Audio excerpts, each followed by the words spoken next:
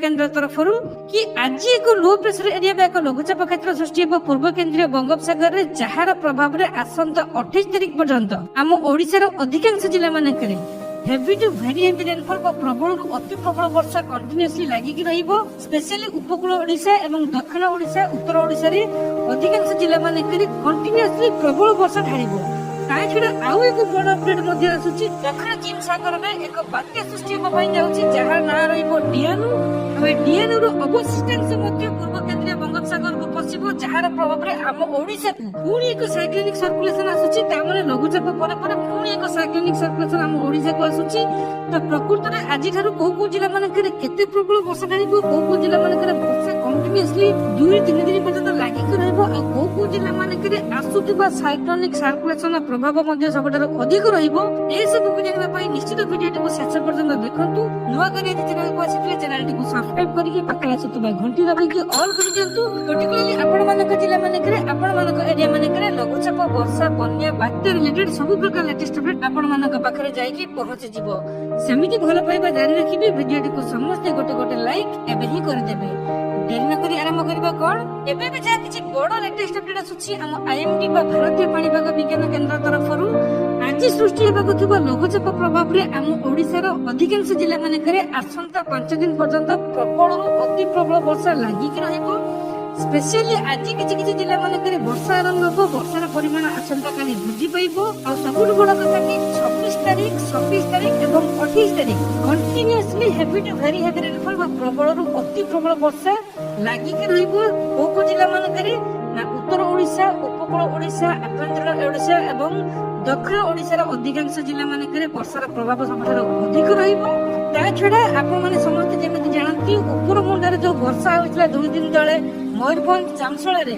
जहार प्रभाव में जलकानदी पुणी बन्या आसिला जलका डैम 2 मीटर ऊपर पानी प्रवाहित हला आपण समस्त जानନ୍ତି आ एबेकर लेटेस्ट अपडेट अनुसार बैतरणी नदी वर्तमान पुणी विपद संकेत ऊपर को टपिलाणी आखुआपदा पाखरे वर्तमान बैतरणी नदी विपद संकेत ऊपर को उठिलाणी जहार प्रभाव में भद्रक जिल्ला रे मध्ये किछि ब्लॉक मानकरे जेमिति कि धामनगर हो भंडारी पोखरी हो ए सब ब्लॉक मानकरे बन्या परिस्थिति सृष्टि होई पारे किछि एरिया मानकरे वाटर लॉगिंग बा जलबंदी परिस्थिति मध्ये सृष्टि होई पारे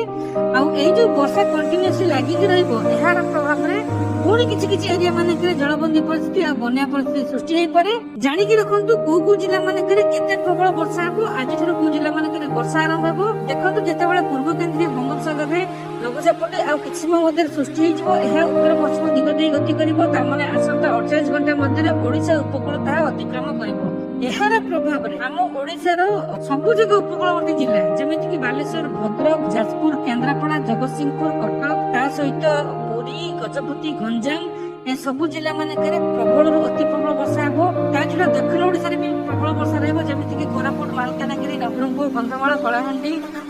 रायगढ़ ए सबु जिला मानकरे मध्ये प्रबल वर्षा रहबो आगकू जेतेबेले क्रॉस करिवो सेतेबेले सुंदरगढ़ केन्दुझर मयूरभंज ता सहित संबलपुर झारसुगुड़ा देवगढ़ बरगढ़ नुआपड़ा बलांगीर ए सब जिला मानकरे मध्ये प्रबल अति प्रबल वर्षा लागिक रहिबो आ ओवरऑली 5 दिन पर्यंत वर्षा हेबो 2 दिन आज आ आसंता काली लो टू मॉडरेट रेन स्वल्प मध्यम धरणर वर्षा हेबा सहित किछि जिला मानकरे लाइटनिंग स्ट्राइक बिजली घड़घड़ी वज्रपातन संभावना सबठारु अधिक अछि सेति निहाती सतर्क सजग रहिबे 26 27 28 तारिख ए 3 दिन प्रबल अति प्रबल वर्षा हेबो ता छडा आउ एक सबुठ बड़ अपडेट साइक्लोन डियानु को नेकी साउथ चाइना सी बा दक्षिण चीन सागर में एक बात्या सृष्टि होबा पई जाउची जहां ना रहची डियानु आ ए साइक्लोन बा बात्या डियानु वर्तमान नॉर्थ डायरेक्शन रे थाईलैंड वियतनाम आड़ को गति करूची आ सेठी कोनोसी एक स्थल भाग रे लैंडफॉल कला परे तार रेमिनेंट बा तार अवशिष्टांश पुणी बंगोपसागर को पसिबो पूर्व केन्द्रीय बंगोपसागर को पसिबो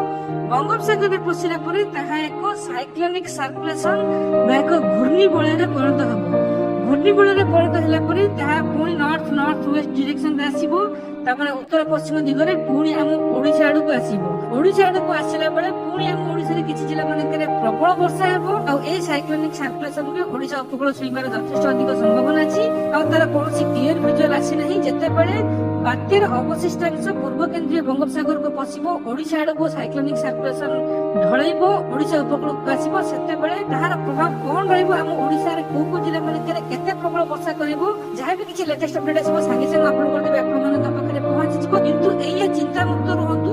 କୌଣସି ସାଇକ୍ଲୋନ ବା କୌଣସି ବାତ୍ୟା ଆମ ଓଡିଶାରେ ହବ ନାହିଁ। ଏଇ ଯୋଉ ସାଇକ୍ଲୋନିକ ସର୍କୁଲେସନ ଆସୁଛି ତାହା ଏକ ଘୂର୍ଣ୍ଣିବଳୟ, ତା ମାନେ ଲଘୁଚାପ ଠାରୁ ଆହୁରି ଶକ୍ତି ତାର କମ ବା ଲଘୁଚାପର ନିମ୍ନ ଅବସ୍ଥା ତାହା। ତେଣୁକରି ଆମ ଓଡିଶାରେ କିଛି ଜିଲ୍ଲା ମାନଙ୍କରେ କେବଳ ଭଲ ବର୍ଷା ହବ, ତାଠାରୁ ଅଧିକ କିଛି ହବ ନାହିଁ। ଆଉ ଏଇ ଯୋଉ ଲଘୁଚାପଟି ଆସୁଛି IMDDG ଡକ୍ଟର ମୃତ୍ୟୁଞ୍ଜୟ ମହାପାତ୍ର ଯାହା କିଛି କହୁଥିଲେ, ଏହା କେବଳ ଲଘୁଚାପରେ ସୀମିତ ରହିବ।